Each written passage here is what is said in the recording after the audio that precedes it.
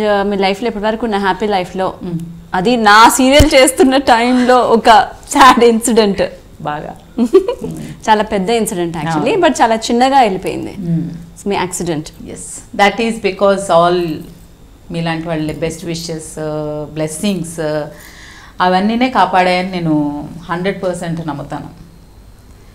Sad incident యాక్చువల్గా అయితే, but నా లైఫ్లో అది పెద్ద చేంజ్, ఓకే బిగ్గెస్ట్ చేంజ్ అన్నమాట.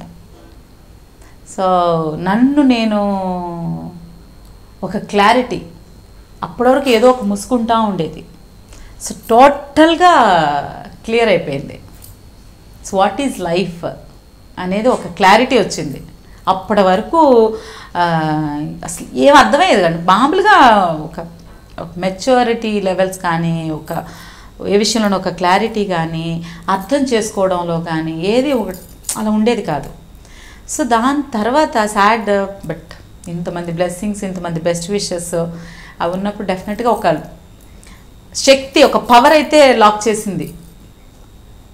పెద్ద యాక్సిడెంట్ 70% కారిపోయింది, కానీ అందులో కూడా మేము నలుగురు ఉన్నాం, మళ్ళీ ఫ్యామిలీ మొత్తం ఉన్నాం.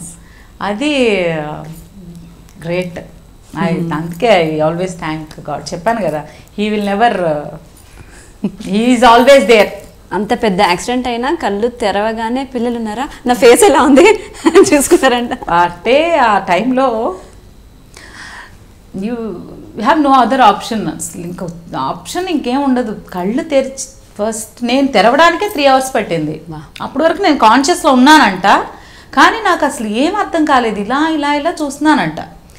నాకు ఒక్కళ్ళు మాత్రం కనిపించారు. సో ఒక మనకి ఫోకస్ జూమ్ వేసి చుట్టూత మొత్తం ఫాగ్ లాగా ఉండి మధ్యలో ఫేస్ క్లారిటీ ఉంటుంది. అలా చూసినప్పుడు మా చెల్లి అటు ఇటు తిరుగుతూ ఉంది. అదొక్కటే గుర్తు. తర్వాత ఇవన్నీ కట్ అయినాయి, లిప్ కట్ అయింది, అన్నీ అయిపోయినాయి, మొత్తం అయినాయి. తర్వాత అప్పుడు అడుగుతుంది మా పిల్లలు ఎక్కడ, చూపించారు పిల్లల్ని. జాకీ ఎక్కడ, జాకీని చూపించారు. ఆ తర్వాత మళ్ళీ 3 hours వరకు నాకు కాన్షియస్లో లేను. మళ్ళీ లేచి ఫస్ట్ అడిగింది అర్థం ఎక్కడ అంటే నాకు తెలియట్లేదు, ఇంతలా వాచిపోయింది, లిప్ కట్ అయిపోయి. సో అద్దం అడిగాను. అద్దం అప్పుడు ఎవరో దగ్గర ట్యాబ్ ఉంది, ట్యాబ్ ఉంటే తీసి పిక్చర్ తీసి చూపించారు. నా భయం అంతా మీ గురించి. సగం సీరియల్లో ఉన్నాము, ఖాళీ కూర్చోలేదు, మన ఫేస్ మనకి ఆస్తి అంతా ఇదే. ఏమైపోయిందని చూస్తే ఇక్కడ పెద్ద ఇంత లావైపోయింది. ఏం పర్లేదు గమ్మేసి అంటే మా చెల్లికి ఐడియా వచ్చింది, స్టిచ్చెస్ వేస్తా ఉన్నారట. అదేంటి ఇంకా ఈ కాలంలో స్టిచ్ చేయడం ఏంటంటే గమ్ వచ్చేసింది కదా, పేస్ట్ చేయండి అని చెప్పి అంటించారు. లేకపోతే అదొక మార్క్ జీవితాంతం ఉండిపోయేది.